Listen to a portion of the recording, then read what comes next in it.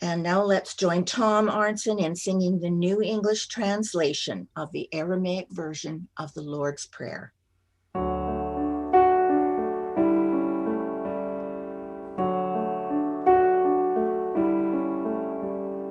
Holy Spirit, creator and life of all, create a space inside us and fill it with your presence. Let oneness now prevail. Your one desire flows through ours as energy fills all forms. Give us this day our physical and spiritual nourishment. Untangle the knots of error that bind us as we also release others. Don't let appearances make us forgetful of the source, but free us to act from our highest nature. From your presence comes the glorious harmony of life. May these words be fertile ground from which our future grows.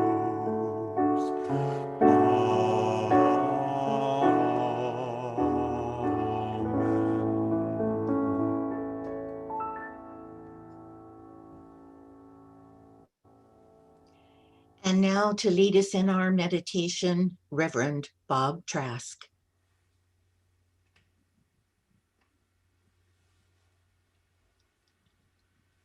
And now to lead us in meditation, Reverend Bob Trask.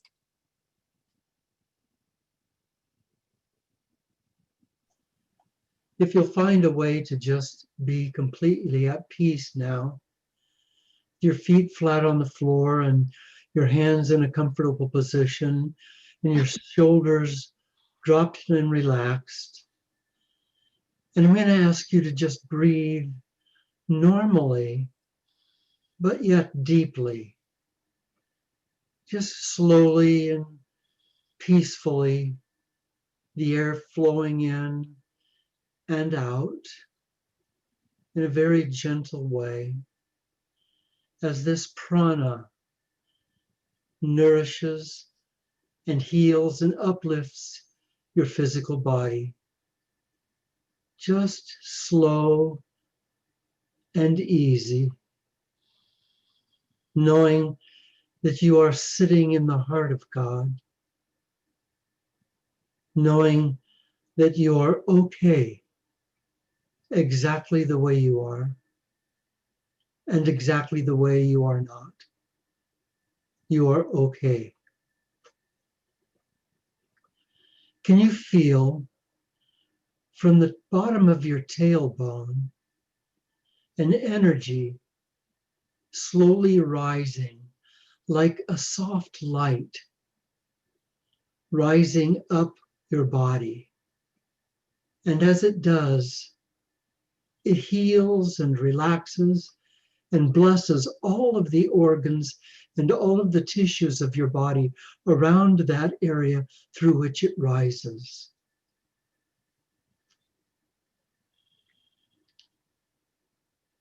When it comes to your heart level, let it pause there for a moment.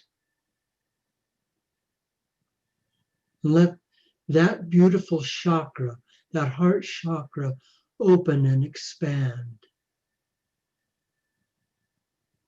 And as you breathe in and out, can you breathe in and out through your heart chakra? The blessed energy, the divine presence. Breathing in and out. And as you breathe in, you're breathing in the pure, colorless, white grace of God.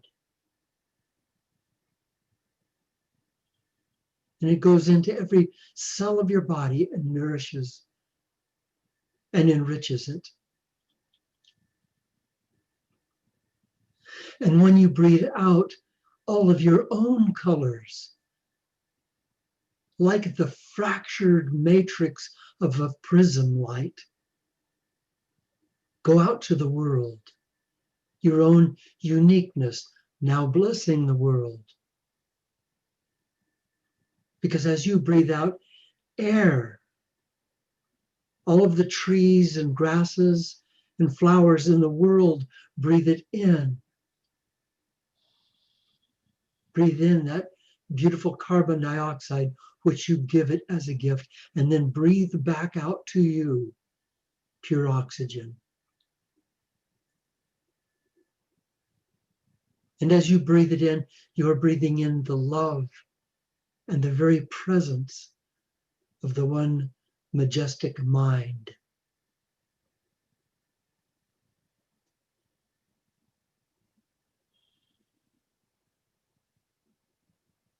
And now let's allow that light to continue to rise up through our throat chakra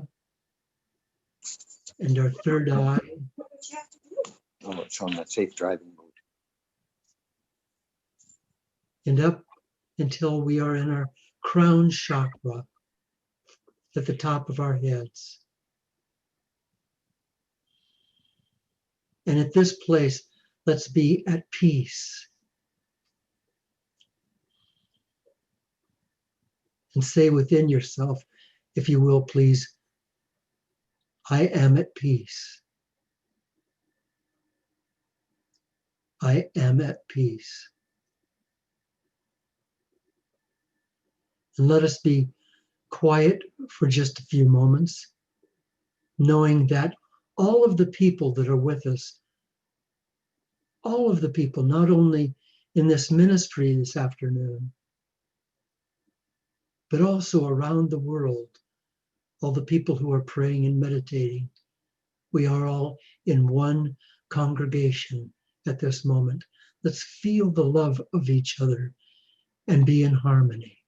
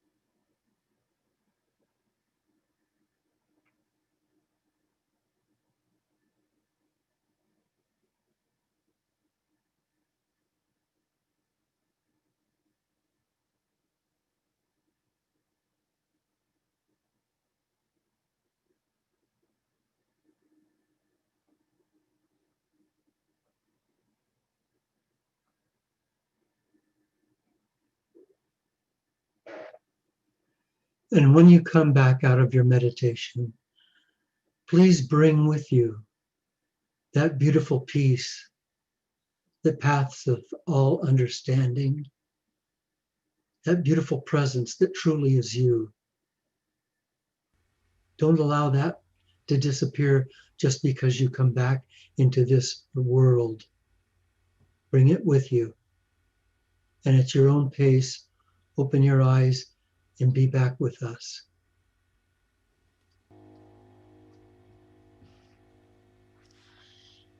And now, please join me in warmly welcoming our Sunday speaker, Reverend Bob Trask.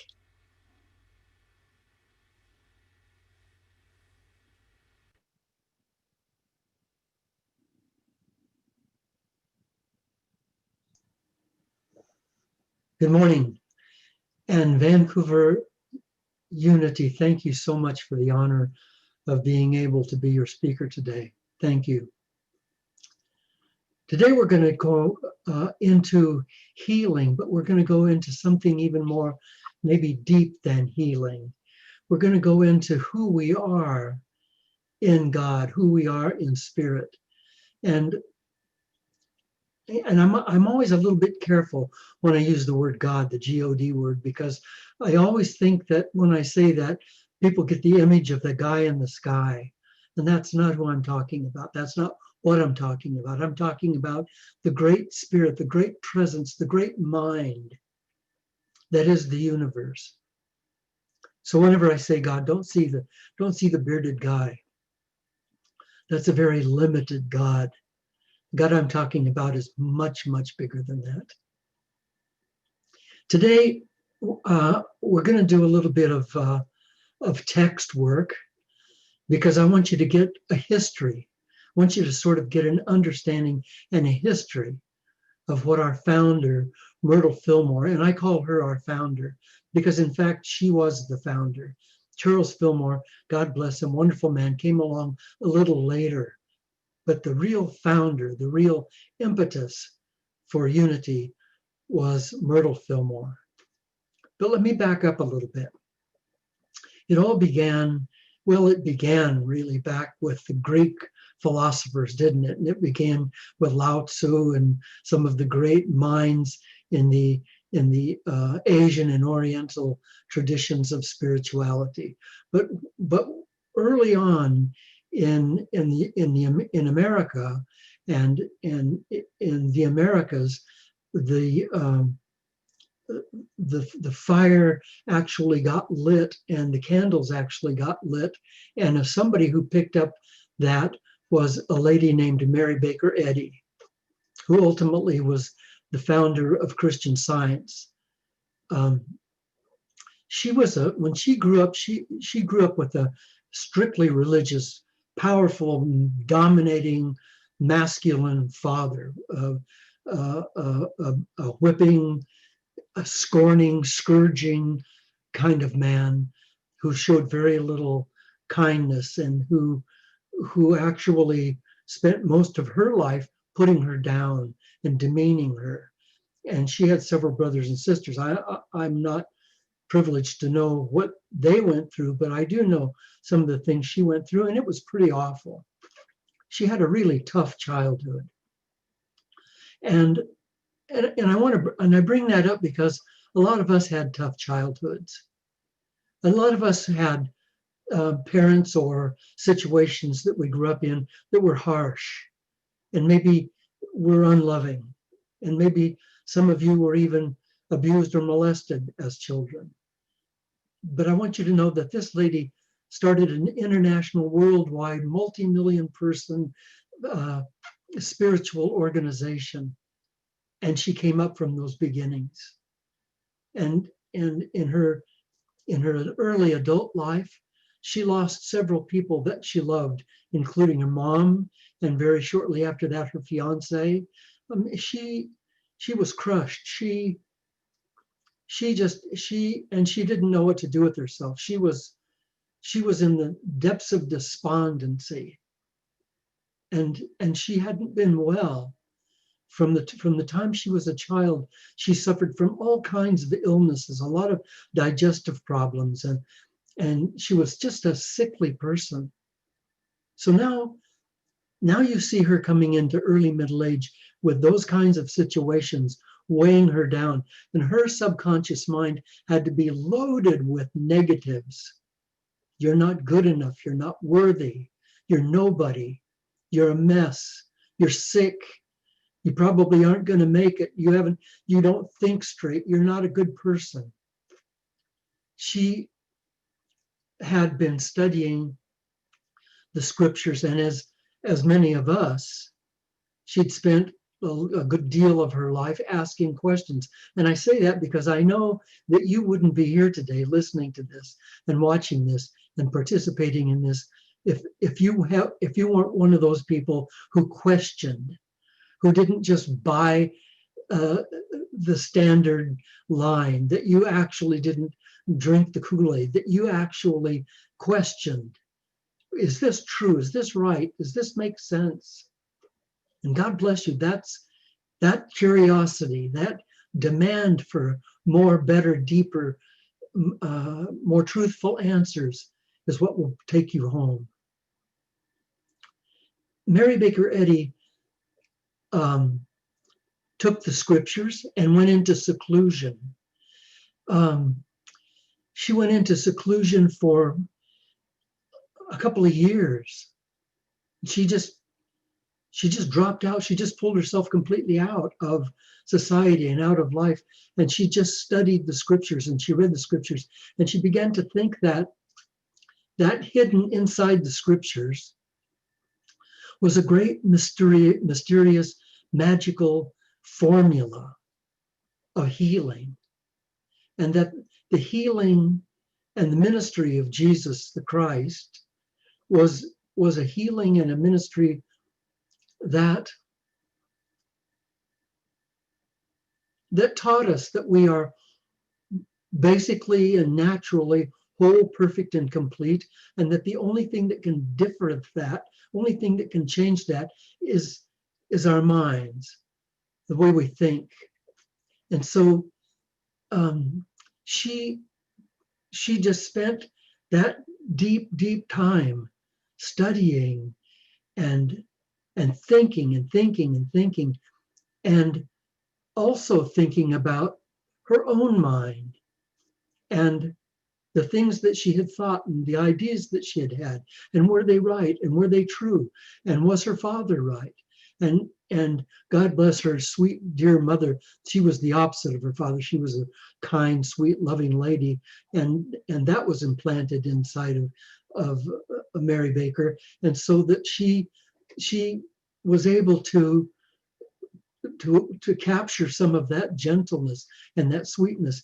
And because of that and the scriptures and the things that she's read and the things that she saw inside of herself, she began to develop and open and come out. And she saw that in her mind. And later, many others thought the same thing, that, and fasten your seatbelt for this, she believed that the second coming of Jesus, the second coming of Christ, not Jesus, Jesus was a man, the second coming of Christ was actually the healing that Jesus taught, that Jesus brought forth, and that we were to bring that healing forth within ourselves, and that would be the actual second coming of Christ in us as us. And then as she began, then she founded Christian Science, and she incidentally coined the words science of mind, which later Ernest Holmes took to make a religion of. But it was Emma Curtis, or it was Mary Baker Eddy that did that. And then she began to have associates bring people in and train them, people who were of like mind. And one of those was a lady named Emma Curtis Hopkins. And I want you to remember that name, Emma Curtis Hopkins, because this lady, this unsung lady, this unsung heroine, was the mother of New Thought. She is an amazing, amazing person. She worked with Mary Baker Eddy for quite a while, but when I say quite a while, a year or two, but she began to take issue with some of the things that Mary Baker Eddy said, and with some of her ways of doing things. And for instance, one thing is that Mary Baker Eddy saw God as the Father. Emma Curtis Hopkins, in her channeling wisdom, saw the Trinity as the Father, the Son, and the Mother. So she saw that what we think of Holy Spirit, which is the wisdom and the intelligence of the triune Godhead, is a mother, is a feminine energy. I love that, incidentally. And so she eventually pulled away from Mary Baker Eddy and started her own organization. And that was called Emma Hopkins College of Metaphysical Science. And she also believed that healing, that spiritual healing, is actually the second coming of Christ. It's actually us bringing the Christ into ourselves. And she did amazing work. She did powerful, wonderful, amazing work. And she also began to bring in students and train students and graduate them so that they could go out and do speeches, because her intention was not to become personally famous. Her intention was to make a difference in the world. And boy, she did. One of the people that she trained was a guy named E.B. Weeks, Dr. E.B. Weeks, W-E-E-K-S. Now let me jump to our founder, to Myrtle Fillmore. In 1886, she and her husband, Charles, were living in Kansas City, Missouri. Now, she was 39, 40 years old, and she came from a family that was not long-lived.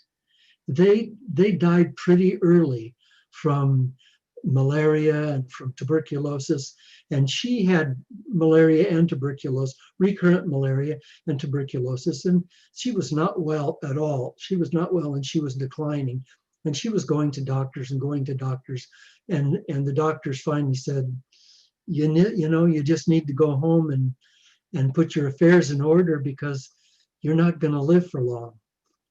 But she didn't agree with that, but she didn't know what to do about it. So she and Charles started going to every lecture, every health lecture they could find, trying to get an answer. On and on they went, trying to find an answer. And E.B. Weeks from Emma Curtis Hopkins organization came to Kansas City one evening to give a talk. And Myrtle and Charles went to the talk. And in that talk, E.B. Weeks said something. He said, "I believe that I am a child of God, and therefore I do not inherit sickness." She memorized that. That stuck in her. That rang in her like a bell of truth. I am a child of God, therefore I do not inherit sickness. She went home feeling that she had at last found the answer. And for the next 2 years, while her husband was selling insurance and real estate, and for quite a while doing quite well, she stayed at home. She spent hours each day in meditation and in prayer. And in 1886, 1887, there was nobody out there teaching meditation or teaching the kinds of things that we now have. They didn't have those kind of classes and teachers. She was learning to meditate and learning to pray from within herself, from within the flow of spirit in her as her. And so she continued to do that. And she continued to meditate and pray. And she actually talked to her organs. And I'm going to ask your permission to read a little bit from her book. This is Myrtle Fillmore, Mother of Unity. There's a passage in here that I want to read, because it tells so clearly what she did and how she did it. And I think that there are some messages for us.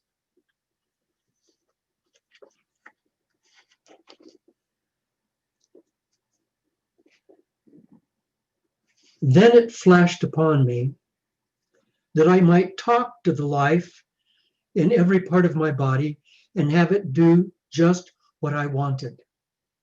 I began to teach my body, and I got marvelous results. I told the life in my liver that it was not torpid or inert, but full of vigor and energy. I told the life in my stomach that it was not weak or inefficient, but energetic, strong, and intelligent.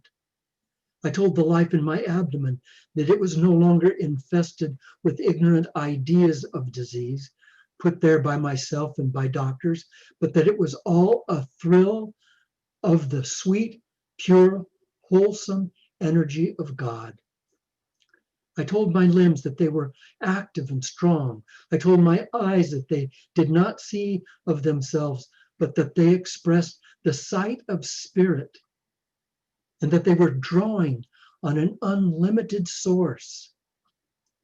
I told them that they were young eyes, clear, bright eyes, because the light of God shone right through them.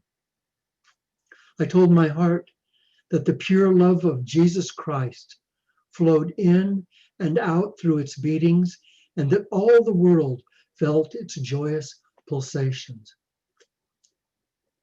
She went on to say, then I asked the Father to forgive me for taking his life into my organisms and there using it so meanly. I promised him that I would never, ever again retard the free flow of that life through my mind and my body by any false word or thought, that I would always bless and encourage it with true thoughts and words in its wise work of building up my body temple, that I would use all diligence and wisdom in telling it just what I wanted it to do. I also saw that I was using the life of the Father in thinking thoughts and speaking words, and I became very watchful to what I thought and said. I did not let any worried or anxious thoughts into my mind, and I stopped speaking gossipy, frivolous, petulant, angry words. I let a little prayer go up every hour that Jesus Christ would be with me and help me to think and speak only kind, loving, and true words. And I'm sure that he's with me because I am so peaceful and happy now. I want everybody to know about this beautiful, true law and to use it. It's not a new discovery, but when you use it and get the fruits of health and harmony, it will seem new to you. And you will feel that it is your own personal discovery. Mother Fillmore, Mother Myrtle, her friends called her Mama. She was actually the founder. And after 2 years, Charles was kind of amazed. And one of the things that happened, of course, is that that kind of consciousness radiates out from us, doesn't it? It touches other people and it awakens them, even from a distance. The energy that goes out from you, the love power that goes out from you, physically, electronically can be measured feet away from you, depending on how powerful it is, sometimes a great distance away from you. And you can touch and love and heal and encourage and inspire people by the powerful inspiration that you are a distance away from you. So that's the power of the Christ. And in unity we talk about the Christ consciousness. And so we have to know that Jesus's name was not Jesus Christ. If you sent a letter to Jesus Christ in Bethlehem or in Jordan or in Jerusalem, wherever he was, he wouldn't get it because there was nobody called Jesus Christ. That wasn't his last name. He was a Christ, which is a consciousness level of pure enlightenment, of pure oneness with all, which he called one with the Father, which he called all, because being a Jew, he was from a paternal family lineage, and so the highest level of that family was the Father. So obviously he called God the Father. But God is not masculine nor feminine. God is. And so Christ, Jesus constantly said to us that we are Christ. He didn't come here. He wasn't a Christian, and he didn't come here to teach us to be Christians. He came here to teach us to be Christs. And he said to us that he wanted us to be as he was and to follow the Christ. And And that's the healing, isn't it? Because the overall functioning of you and of me is multifold, at least three, but multifold, but at least three: spirit, mind, and body, at least those three. But it's far more than that. We have so many different dimensions of ourselves and who we are. You know, I talked the last time I was with you about the miracles of the human body, that if you take the DNA in a cell, one of the DNA in the cell, and just unspiral it, unravel it, and stretch it out, and if you did that with all the cells, in all the DNA in your body, that it would reach from here to the moon and back 1,500 times. It's a miracle. Your body's a miracle. It's an absolute miracle. That miracle is not some automatic thing that happened in an automatic universe that just happened to automatically be. There is a wisdom here. There is a massive intelligence, a great mind at work here. And that great mind is in you, as you. We're not separated from it. The Godhead, the Holy Spirit, Great Spirit, we are incarnations of that came as part of that out into this incarnation so that we could experience and express ourselves. And in experiencing and express ourselves, we're experiencing and expressing God. We're experiencing and expressing ourselves as God. There was no reason for us to incarnate other than to carry ourselves as that Holy Spirit into physical form so that we could experience and grow and learn and express and grow and learn in wisdom and joy. In wisdom and joy, in wisdom and joy. Our purpose for being here is to grow in wisdom and joy through experiencing, expressing, and that goes back into the mothership. It goes back into the great sea from which we are but raindrops. And so that's our mission here. But we bang around like pool balls on a table, pretending that we're just these goofy little items that don't have any real deep meaning or purpose. And that can't be true, can it? Can't be true. We are the incarnation of Holy Spirit. And do you know that only 4%, much less than that, but scientifically they can show this, but I think it's much, much less than that, according to subatomic studies and physicists. But for now, let's just focus on what scientists say, that at least, or that less than 4% of my body, the body that you're looking at right now, less than 4% of it is matter, is material. Less than 4%. That's like this much of my hair. The rest of it is all space. So what's holding this together and making it look like this? Isn't that the miracle of creation? And this of me, that, and this of you, that is space. The 96% of you that is space. Is that space empty? Could it be empty? Because if it's empty, then does that mean that you are just that 4%, and that's all that you are, is that 4%? We know that's not true. So you are the space, but the space is not empty space. The space is filled with grace and with wisdom and with intelligence. That is the presence of the living God. That is the presence of the great mind. That is the presence of the Creator and of the creation. That's you. So you've gone through life up to this point, and you've had a lot of experiences. Many of them nobody will know about. A lot of them are inside of you and you don't talk about, or maybe you've even forgotten. But you're not going to probably write a book about your life and put down all the experiences that you've had. You've had a lot of experiences. Why do you think you had those experiences? Other than to grow in wisdom and in joy. in grace, in the grace of God.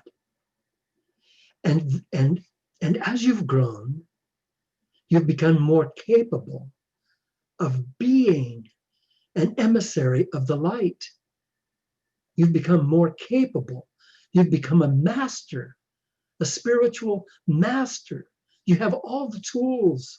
You've had all the experience. You have all the wisdom. So why are you holding back? Why are you waiting? Why are you just vegetating, if you are, instead of putting yourself out into the world as a curative for the diseases of the world? Wait a minute. Is Brother Bob saying I need to go out and wear a robe and grow long hair and walk up and down the street with a sign? No, I'm not saying that. I'm saying from where you are, from who you are, you can heal yourself and others, but you must get into the mind of God. It's perfectly okay to watch goofy television shows and watch the US election campaigns and all the craziness that's going on down there, and to be with friends and play cards and, you know, have a little shot once in a while. It's okay, perfectly okay. That's just a part of life, and it's a part of the recreation and the joy of life. But along with that, let's get serious about who we are and what we're doing here. We have an opportunity. The wealth of knowledge, of wisdom, of grace, of power, of knowingness that's in you as you, that incredible power. It's like having a Lamborghini or a Ferrari with candy apple colors and leather seats sitting in your garage, and it's never driven. I'm telling you, let's take it out and drive it. You are incredible. You are a gift. You are the only one of you that has ever come or ever will come. No one else has had your experiences. Oh yeah, some people have had the same jobs or gone through the same tragedies or whatever, but that wasn't you. You weren't them and they weren't you. You went through it through a different filter, through a different matrix, and you learned more, saw more, grew more, realized more. So I think that what we need to do is really adore and worship God by being who we are, not by getting down on our knees and looking off into the sky at some vague image, but by owning who we are. We came here for a purpose. We came here as parts of the Godhead to be real in this incarnation. And is it easy? No, it's not easy. No, it's not easy. It's not supposed to be easy. If you watch a great soccer game, those guys don't go out and say, well, this will be easy. No, it's hard. It's damned hard. It's really hard. And this is a great game. And it's hard. And it's supposed to be hard. Because every time we come to an obstacle and overcome it, we grow, don't we? And then what floods into us, what floods through our systems, is the spiritual power of healing. And then, like Myrtle Fillmore, we can look at our liver or our heart or our intestine or our little lump that's growing somewhere and talk to it, and talk to our legs and talk to our knees and send that energy.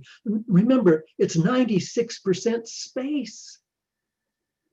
That ligament that's torn or that's hurting is 96% grace, the presence of God. You, your wisdom, your intelligence. And Mother Myrtle taught us that. So I'd like to end my talk today by talking about the three things that the Corinthians gave us: faith, hope, and charity. And it says in the Corinthians that faith, hope, and charity, and the greatest of these is charity. And charity is, of course, love. Faith, hope, and love. Faith, hope, and charity. And I'd like for you to go away today knowing that those are all one. It's not three. They're three parts of one. Because you can't have hope without faith. So you have faith and then you have hope, but you can't have hope without faith, can you? And you can't have charity without hope. They're one. And they describe more eloquently than anything I can think of who you are and what you are in this incarnation. Now there's a great shroud of darkness hanging over the world today. We have a pandemic that's killing millions of people and disrupting homes and families and causing grief and economic downturn and it's a great tragedy and it's a great blessing. And I say a blessing with great tenderness for all the losses. I've lost several people and here in the US, the pandemic is raging and looks like it's going to get an awful lot worse over the next few months. And yet, all is good, all is God, all is love. All is good, all is God, all is love. And within every tragedy, no matter how dire, God's present. Holy Spirit is still present. And if we can find a way, we can use the energy of that tragedy, the energy of that devastation for the work of goodness. We can come out of this better people than we were. We can come out of this a stronger family. And in that process, between now and then, you and I have absolutely no business pretending that we're less than we are. It's too late now to play that game. It's too late to pretend that we are not divine. Who are we to pretend that we are less than Godhead? So to begin with, let's heal ourselves. And then let's heal others. And let's be a healing force in the world for the rest of our lives. Let's make a difference. Let's make a true difference with our lives. Next Sunday, I'll be with you again. And the subject is, we can be whole, perfect, and complete. Sounds like today, but it's going to be the next step up. And I wrote, like the trees and the rivers, we have a right to be here. It's time for our sleeping consciousness to awaken. I'm going to be looking forward to being with you next Sunday. Thank you.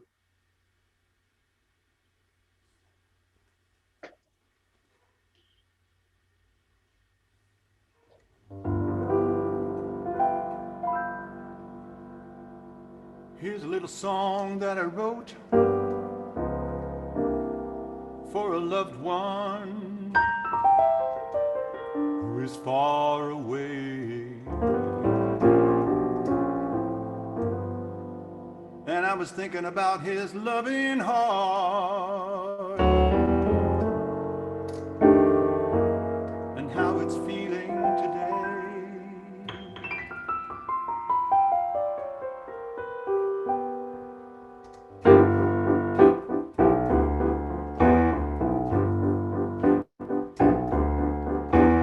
How is your loving heart today? I will help to heal it. How deep is the pain you must bear? You know, when I think of you, I feel it. Yes, I do. But there is more to life than suffering. There is good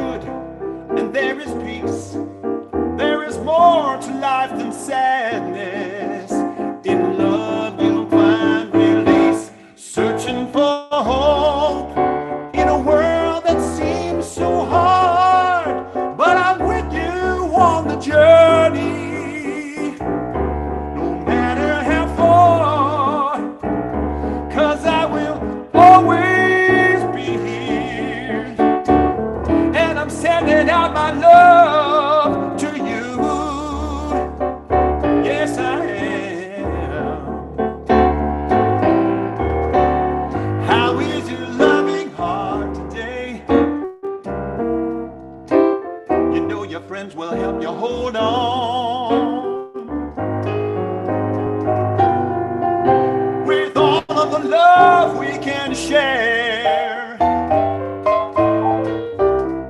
You know we'll stay true and we'll stay strong.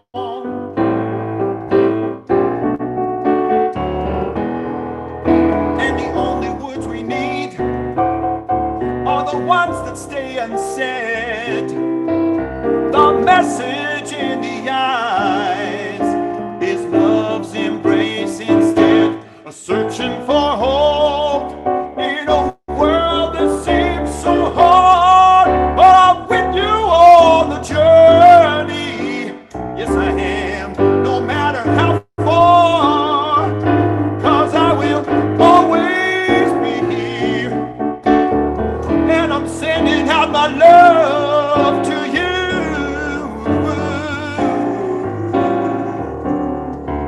I'm gonna play, yeah.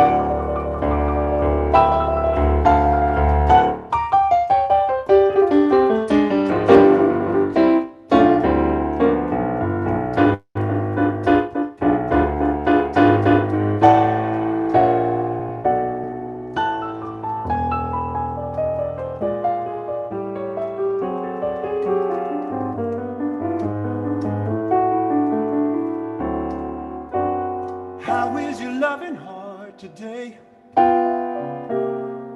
You know your friends will help you hold on. Yes, we will. With all of the love we can share. You know we'll stay true and we'll stay strong. We'll stay strong. Oh, and the only words we need are the ones that stay unsaid. You know the message in the eyes is love's embrace instead. A searching for hope in a world that seems so hard. But I'm with you on the journey, no matter how far. 'Cause I will always be here. And I'm sending out my love to you. Oh, 'cause I will always be here. And I'm sending out my love to you.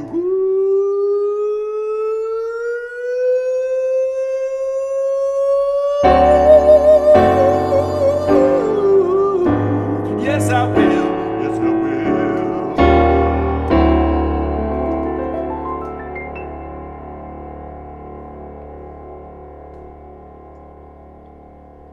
Wow. Thank